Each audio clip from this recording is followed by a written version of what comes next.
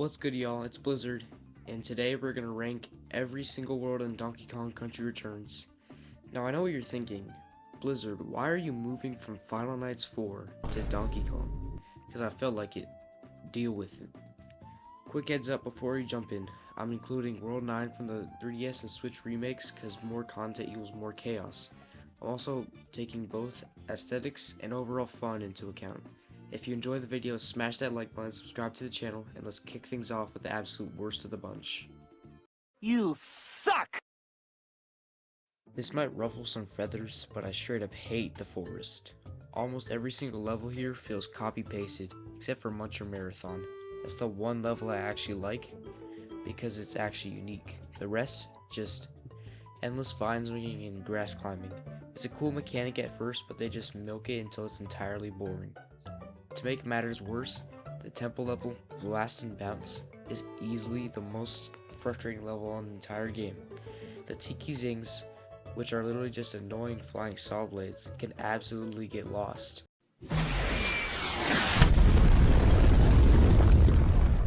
And don't get me started on the boss, Manga Ruby. Fighting it feels painfully slow, tedious, and genuinely irritating. The forest earned this last place spot. I mean, it's alright, like... The beach suffers from that same repetitive copy-paste syndrome, but it gets a pass because it actually has some bangers. Peaceful Pier, Stormy Shore, and Tidal Terror are actually incredibly fun.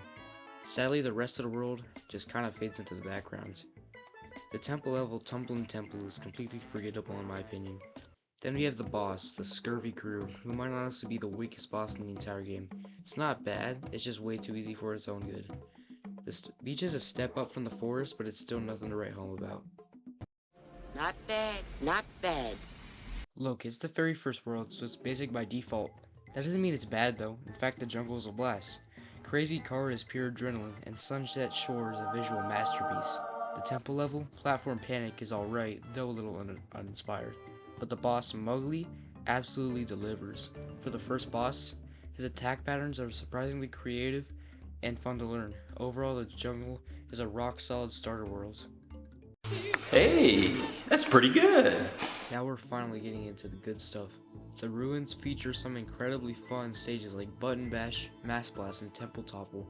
My only real gripe here is the visual style.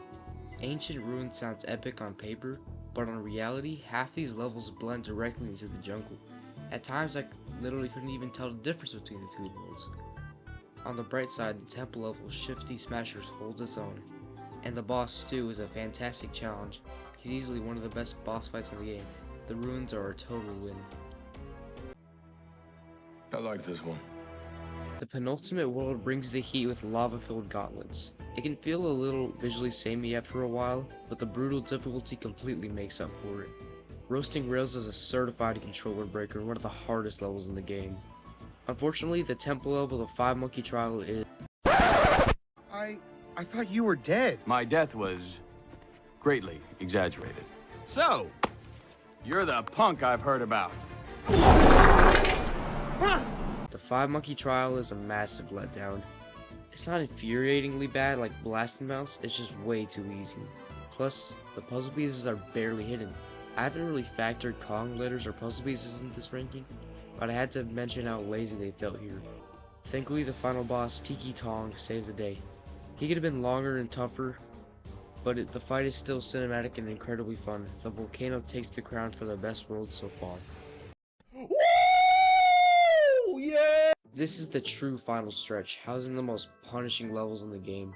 It pulls obstacles from all 8 previous worlds and cranks the difficulty up to 11. There's no traditional boss or temple here, but we get something way better, the Golden Temple.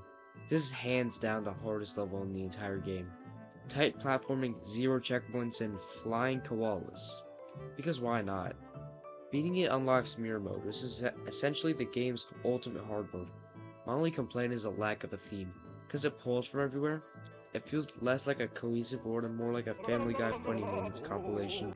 But for pure gameplay, it easily earns the number 4 spot. Yes! Yes! Yes! Yes! Yes! Kicking up the top 3, we have the cave. I know a lot of people absolutely despise this world, so consider this my hot take. I love it. What can I say? I'm a sucker for vehicle levels. Bombs Away and Crowded Cavern are easily some of my favorite stages in the entire game. The temple level Jagged Jewels is super fun and surprisingly colorful. To top it off, the boss Mole Miner Max is tied for my absolute favorite boss fight. The cave is criminally underrated. Oh my god!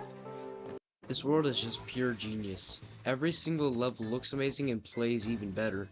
Take Handy Hazards. It features giant mechanical hands that try to smash you, act as platforms, and even shift blocks around. It's brilliant. Even the overworld map is cool. Finding secret switches in Cog Jog, Switcheroo, and Music Madness actually builds a giant rocket in the center of the map. The temple, Treacherous Track, has an incredible gimmick where you ride a moving platform while manually activating the tracks ahead of you. The boss, Colonel Pluck, can feel a bit unfair at times, but he's still a blast to fight. With top tier aesthetics and masterful level design, the factory is almost perfect, but it's still not number one. That's why he's the GOAT! The GOAT! The undisputed king of Donkey Kong Country Returns is the Cliff. First off, the visuals are unmatched. I am obsessed with the orange and purple color palette, and having dinosaur bones and tar pits everywhere is just awesome. The level design here is a masterclass. Prehistoric Path and Crumble Canyon are my two favorite levels in the game, and Tippy Shippy is an amazing crossover up the beach and the cliff.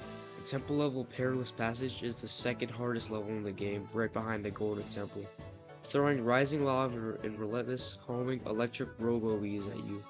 Finally, the boss, Thugly, is tied with Mole Miner Max for my favorite fight in the game. He's like Mowgli's older, faster, deadlier brother. There is simply no world beating the Cliff. And that wraps up my ranking. Let me know your personal list down in the comments, because I know some of my takes are going to start some arguments. This is my very first video in this style, so constructive feedback is always appreciated. Thanks for watching, hope you enjoyed it, and I'll see y'all in the next one.